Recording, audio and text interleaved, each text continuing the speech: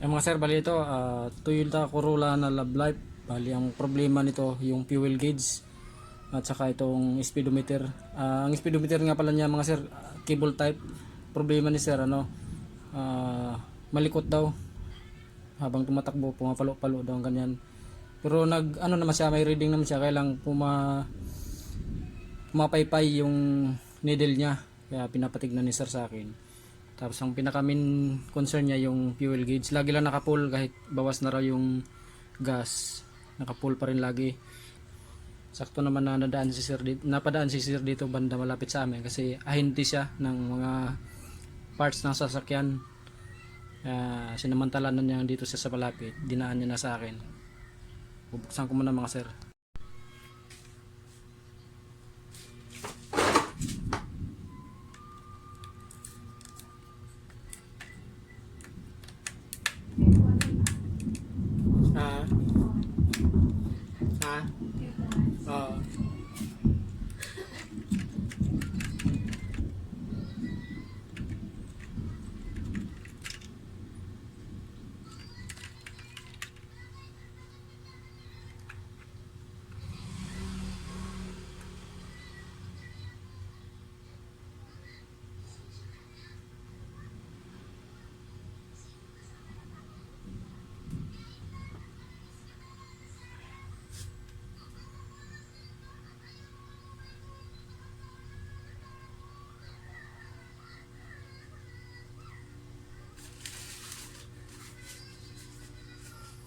Mga sir, yung yung fuel gauge niya. Yan.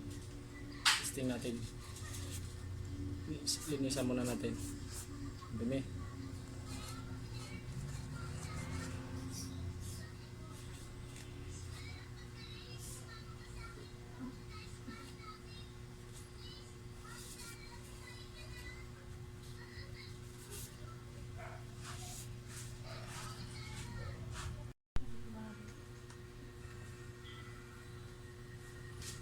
Yung mga sir, nakita ko yung problema.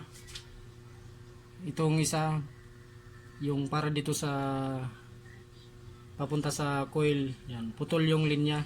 Galing dito sa koneksyon ng sakit. Sir, ito sir yung dahilan. Putol? Putol yung koneksyon niya isa. Pagkano papalinis ko rin pag nagpapilit. Yan mga sir, bali ayos na yung fuel gauge ni sir. Taga saan ka nga sir? Imos. Si sir, ano mo alam sir? Aero. Si sir ay Airo. Okay na. Yan. Satisfied na. Yan, ayos na. Bali, at may problema lang dyan yung may contact lang na naputol. Bali, hininangan ko lang. Tapos, ayan, napabili pa tuloy si sir ng bagong floater. Yun lang pala ang problema, naputol lang yung connection sa ground. Yun, nung nahinangan ko na, ayos na, ayan.